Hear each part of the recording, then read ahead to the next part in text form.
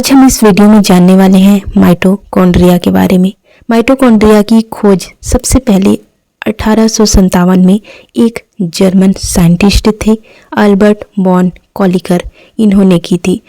इन्होंने मांसपेशी या मसल सेल में इन स्ट्रक्चर को देखा था, लेकिन इसे सही पहचान और नाम जो है वो 1890 में रिचर्ड अल्टमैन ने दिया था। उन्होंने इसे बायोब्लास्ट कहा। बाद में 1898 में एक और वैज्ञानिक थे जिन्हें बेंडा कहा जाता है।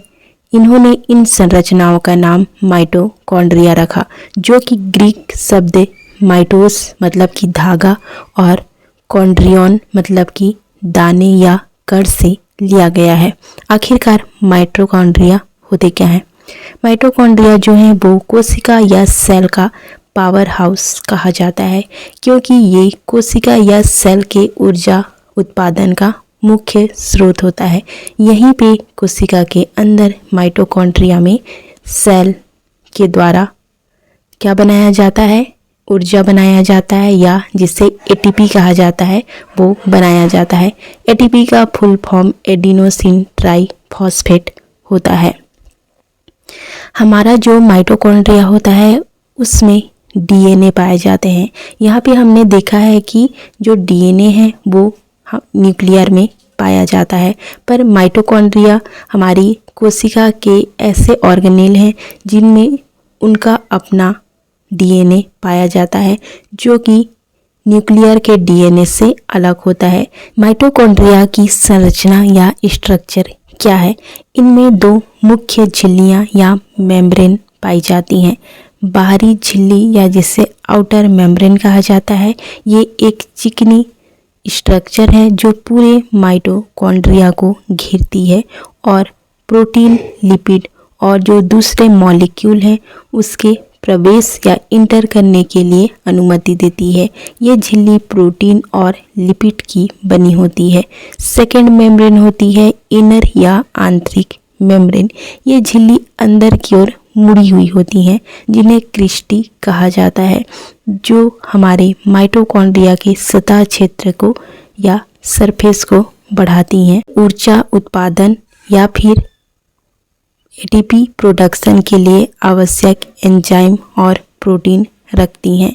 इसके अलावा माइटोकॉन्ड्रिया में एक तरल पदार्थ होता है जिसे मैट्रिक्स कहा जाता है। मैट्रिक्स में माइटोकॉन्ड्रियल डीएनए, राइबोसोम और एंजाइम और आवश्यक पदार्थ होते हैं जो ऊर्जा उत्पादन की प्रक्रिया में सहायक होते हैं। इस प्रकार से माइटोकॉन्ड्रिया की जो संरचना है वो जटिल होती है, दोहरी झिल्ली वाली होती है, जिसमें एटीपी का उत्पादन किया जाता है। एटीपी का उत्पादन कैसे होता है ये भी जान लेते हैं। एटीपी 3 मुख्य चरणों में बनता है या प्रोड्यूस होता है। सबसे पहला है ग्लाइकोलाइसिस। ये प्रक्रिया कोशिका के साइटोप्लाज्म में होती है, जहां ग्लूकोज या शुगर को 2 हिस्सों में तोड़ा जाता है और 2 एटीपी बनते हैं। इसके बाद चालू होता है क्रेब्स साइकिल। टूटे हुए जो ग्लूकोज हैं उसके टुकड़े माइटोकॉन्ड्रिया में जाते हैं, जहां ये और ऊर्जा बनाते हैं और 2 एटीपी तैयार होते हैं। इसके बाद होता है इलेक्ट्रॉन ट्रांसपोर्ट चेन। ये लास्ट प्रक्रिया होती है जो कि माइटोकॉन्ड्रिया में ही होती है। पहले के 2 चरणों से इकट्ठा की गई जो ऊर्जा है उसका उपयोग करके यहाँ पर लगभग 32 से 34 एटीपी बनते हैं, मतलब कि ऊर्जा बनते हैं। इस तरह एक ग्लूकोज अणु से कुल मिलाकर 36 से 38 एटीपी बनते हैं। सबसे पहले ग्लाइकोलाइसिस, फिर क्रेब्स चक्र, उसके बाद इलेक्ट्रॉन ट्रांसपोर्ट चेन, टोटल मिला के 36 से 38 एटीपी बनेंगे। तो यहाँ पे हमने देखा कि हमारा जो माइटोकॉन्ड्रिया है, पावर हाउस है कोशिका का, वो कैसे काम करता है। दोस्तों आज का वीडियो ख़त्म करते हैं। इस वीडियो से रिलेटेड एक क्वेश्चन देख लेते हैं। यहाँ पे एटीपी निर्माण के दौरान लगभग कितने एटीपी बनते हैं? ऑप्शन है 5 से 7, 36 से 38 या फिर 50 से 60।